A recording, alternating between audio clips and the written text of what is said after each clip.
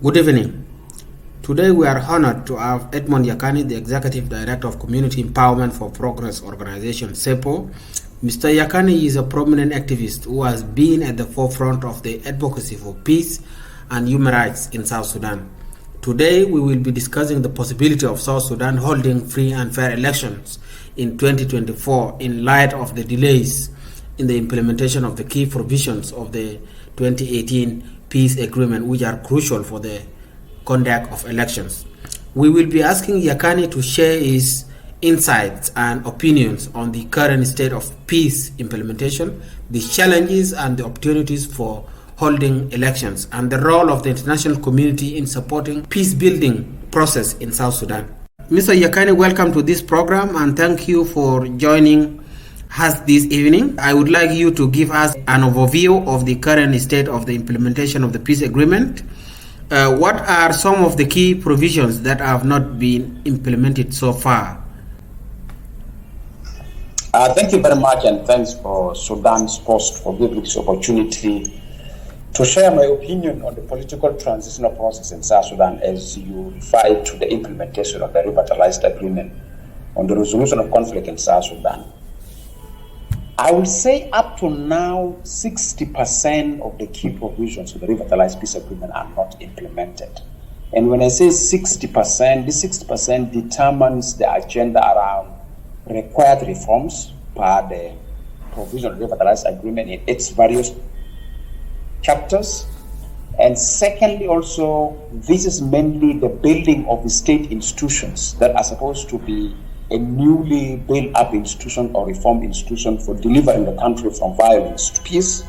Thirdly, these also take into account respect of the spirit of the agreement in terms of how the agreement is supposed to be implemented, as was signed by the parties to the revitalized peace agreement. So I would say one, if you look at chapter one is really around the power sharing. As we speak per now, institutions that have responsibility with the political transitional process, which is actually the end game of the revitalized peace agreement, are not being implemented. What are they?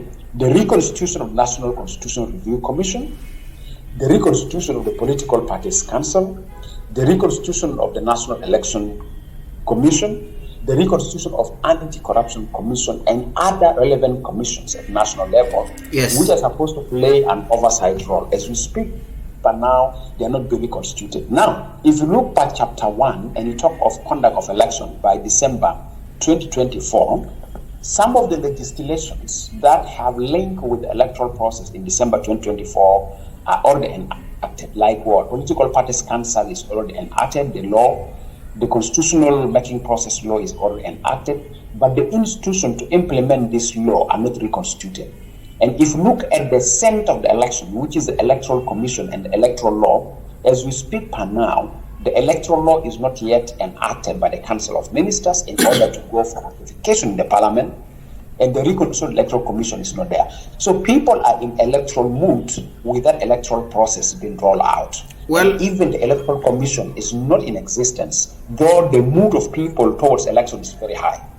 Okay, well, Mr. Yakani, you have indicated that 60% of the revitalized peace agreement has not been implemented, and it is less than 2 years that the country will go for elections, which will be the first since the country got independence. If the parties have failed to implement these key provisions within the last 4.5 years since the signing of the revitalized peace agreement, how confident are you in the parties that they will implement these prerequisites of the for elections within the next 1.5 years? To be honest with you, the parties are now at fixed. And when I refer to at fixed, it means time is running out of their hands on the promises they have made to the nation when they endorsed the extension of the transitional period for more 24 months, and where they adapt the framework for that particular period is called the roadmap for implementation of the pending task of the revitalized peace agreement. The time is running out. When I say the time is running out, mostly the end game of the political transitional period, it's supposed to be the conduct of elections. You cannot conduct elections when you don't have the relevant institution in place. You cannot conduct elections when you don't have unified armed forces.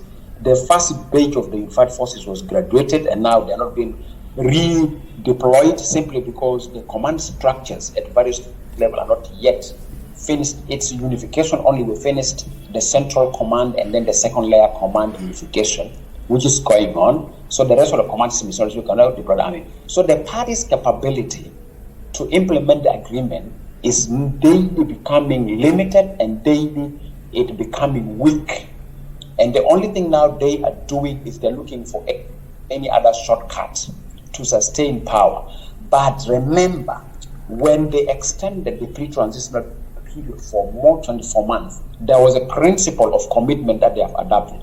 The principle of commitment is that no more extension after the end of 24 months. And recently, His Excellency, the President, when he was touring the region of Baragazal, he raised it up and informed the citizens of Baragazal, which is his own hometown region. He said, no more extension, we're going for elections. Now, if you look for the timeline from now towards elections in terms of electoral calendar, by now, as we speak with you, we could have been in a very clear civic education and voter education and political campaign. And also it means the capability of the institutions to administer free and fair and peaceful elections would have been already in existence. Now, all these things are not in existence. All these things we cannot hope that these things are coming to existence in the next 2-3 months. So it means we are going to have, if there's any efforts to meet the requirements that are required for creating a conducive environment for elections, we should expect them by September. Now, if we get them by September, the country is expecting rain at that time. The infrastructure of the country is very weak, and when it starts rain, because of poor infrastructure, it means we're not going to meet the purpose of why we're going to have elections. So the party's capability of implementing the revitalized peace agreement as they commit themselves to the extended period of 24 months is not going to be real. And I will tell you honestly, I will tell you without doubt that I'm not confident that the party is going to implement the agreement in this 18 months which was left, because right now we have already finished with 6 months out of 24. We're left with 18 months. 18 months is not enough even for electoral calendar. So the party is going to find it rough on how to exit from the end of the transitional period.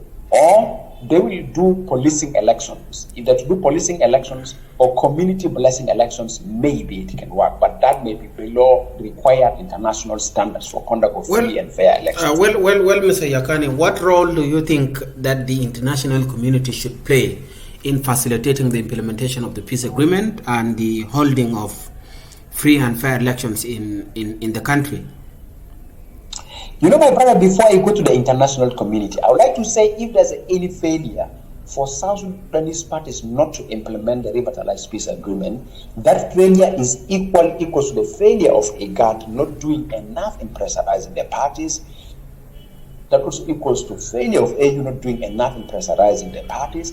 Then the international community capability will be limited, because international community capability is based on how much the regional and the continental bodies are pressurizing the member state called the Republic of South Sudan in implementing the agreement.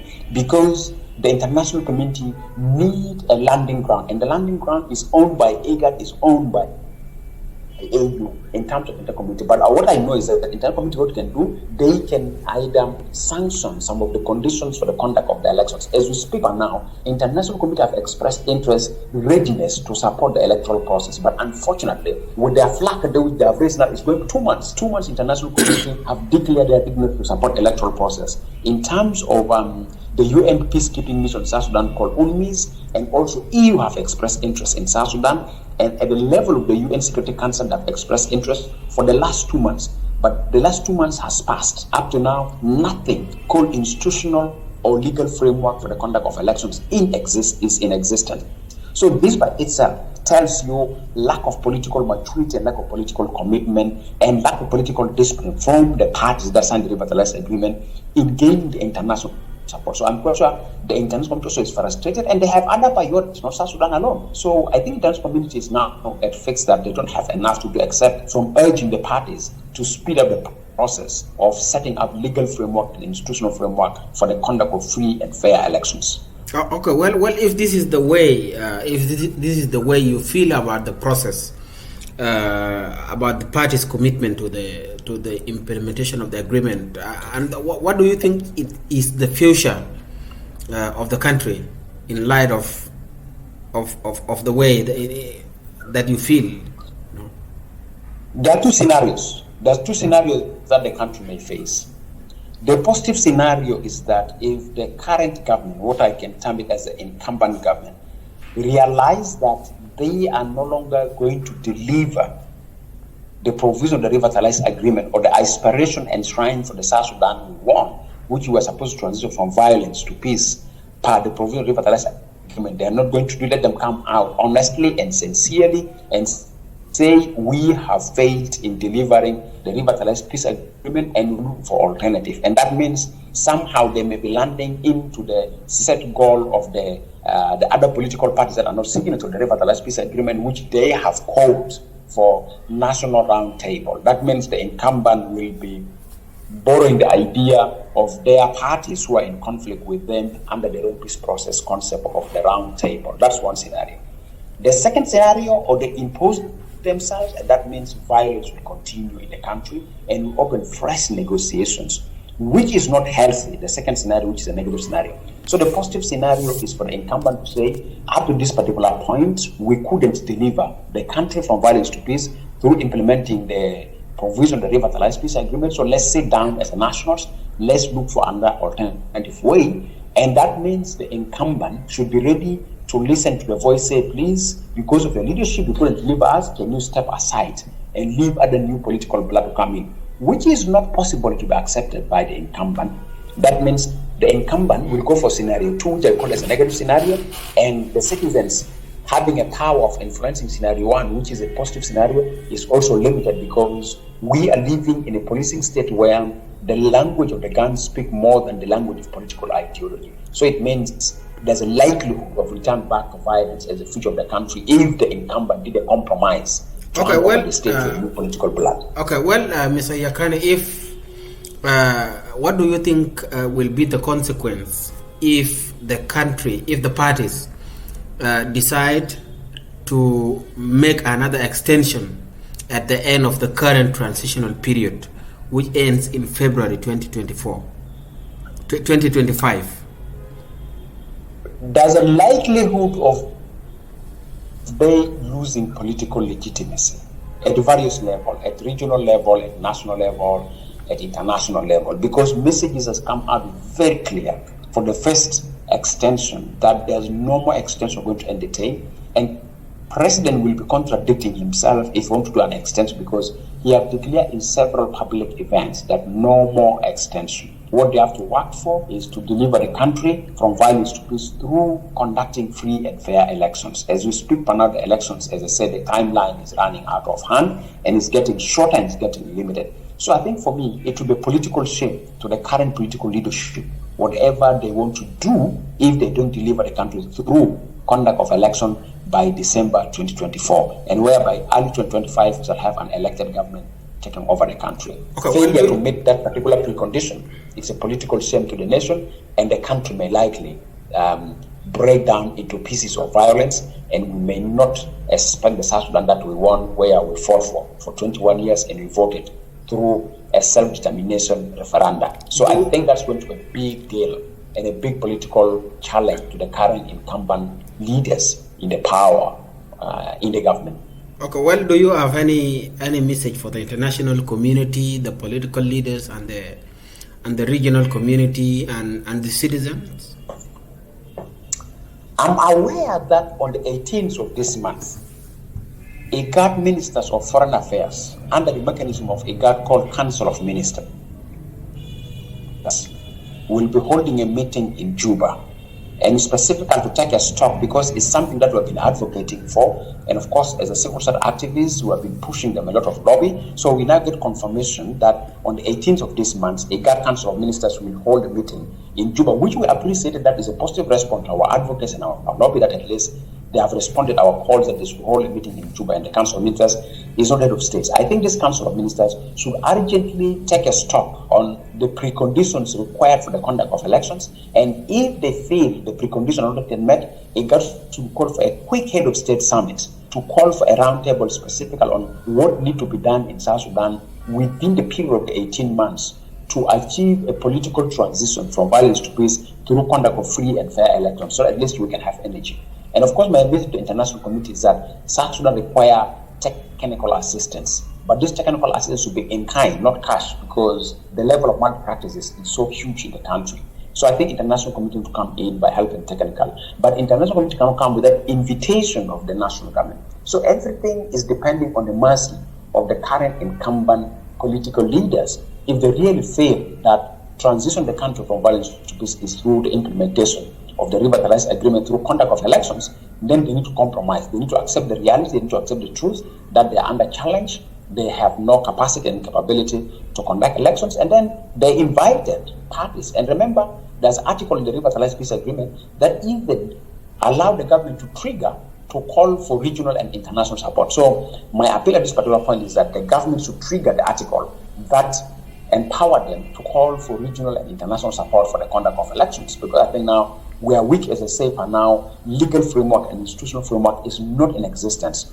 for the conduct of the elections by December 2024. And now we are almost reaching 12 months towards December 2024. I think it's going to be a big challenge if the incumbent government never accept the truth that they lack capacity and they lack institutional capability to conduct elections by December 2024, so they need regional and international support. That would be my message. Edmund Yakani, Executive Director of Community Empowerment for Progress Organization, CEPO. Thank you for speaking to Sudan Post, and wish you all the best. Yeah, thank you too.